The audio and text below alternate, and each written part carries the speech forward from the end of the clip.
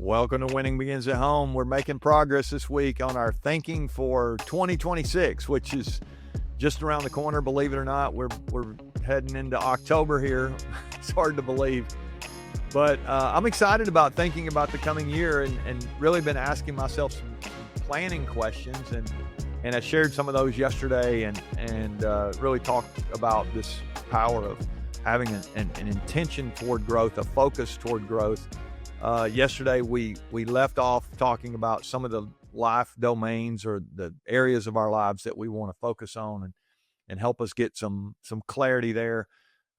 Challenge you to pick a one-word focus in each area. You might even build on that by coming up with 2 or 3 things that you could do in each of those areas, 2 or 3 things that you need to, steps that you need to take. I mean, maybe your word helps you focus, but what are you actually going to do? I gave the example of time yesterday. If you're thinking about relationships, time might be your word. I need to spend some time with people. Well, who are you going to meet with, and what are you going to do? Where are you going to go, and what are you going to talk about, and what are the questions you need to, work through together? Maybe.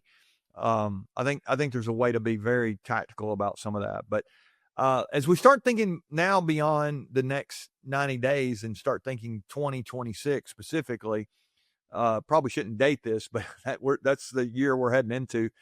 I want to challenge you to start thinking longer term than just 2026 or the next year. Whenever you listen to this, it'll be relevant. I'm promise you in the future. If you've not or if you're not spending time planning your life, don't be surprised if you don't end up where you want to be. But if you'll really give some thought to this and some intention to this, it's amazing the progress that we can make by having a plan.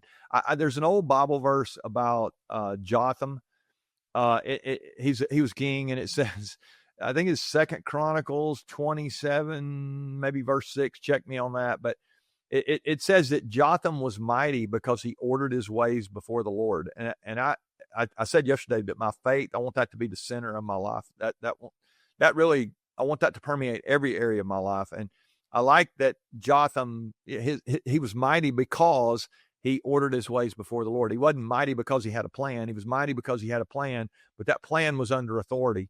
And I want to just remind us that we've been given life and opportunity, and it's pretty amazing when we think about it. We have so much to be thankful for. But if you really want to be mighty, then make sure that you're ordering your steps before God. It's amazing, when you think about the fact that he wants to bless your life. But one of the things I love is that he lets us dream and have vision and plan. And so as we start thinking about the coming year, I got a question for you today that I've been wrestling with. And here's the question. What do you want to be true in a decade that's not true today? What do you want to be true in a decade in your life that is not true today? 10 years. I mean, it's amazing. And that'll be different for all of us. We talked about this a little bit in the last couple of days. We're all in different seasons. I'm thinking about things, that I want to be true in a decade that are not true today differently than I would have been 25, 30 years ago. I mean, but here's the crazy part. Those decades keep going by, and I want to be thoughtful about that. I want to be on a path to growth. That's really where we started the week. It's this idea that we can plant stuff now and a harvest comes later. I referred to my buddy Scott and his pumpkin patch that he's harvesting right now, but it's harvest time now. He's reaping what he sowed, right? That's what the Bible tells us, that you reap what you sow, but you don't reap it when you sow it. You reap it later than you sow. And so I want to be thinking now, what do I want to be reaping 10 years from now? And you say, well, how would I do that? So let's go back to those life domains that we've talked about in yesterday's episode. Is that, what do I want to be true spiritually in 10 years that's not true today? Well, there's probably going to be some things that I can do to get on a path toward that. What do I want to be true relationally? Think about your marriage or with each of your kids. You go ahead and think about how old is each one of your kids going to be in 10 years? And what do you want to be able to say at that point? And let's say you have a 15-year-old now. Think about that 25-year-old. It's kind of hard to picture until you start thinking about how fast the last 10 years went by. And then you can go, well, yeah, I can see that's going to happen pretty quick. I think there's some things that we can do or ask ourselves specifically. Let's say you want your kids at 25 to want to come back home occasionally. I do want to remind you, you're not raising them to keep them. And hopefully they are going to leave. But you do want them to come back home. You do want them to be close. If you want them to be close to each other, let's say you have more than one kid, you want them to be close to you.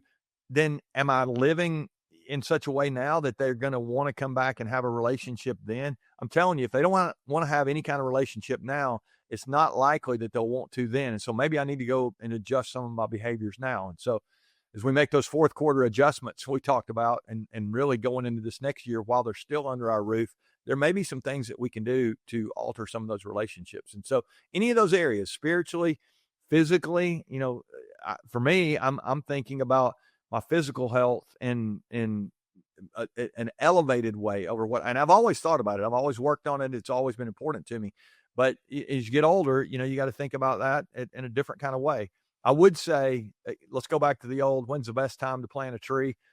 30 years ago, the second best time is not today. The second best time would be 29 years ago. So if you're 15, 20, 25 years old, don't think about your health today. Don't wait till you get older. It's just, that's not the way it's supposed to be. You want to focus on these domains no matter how old you are.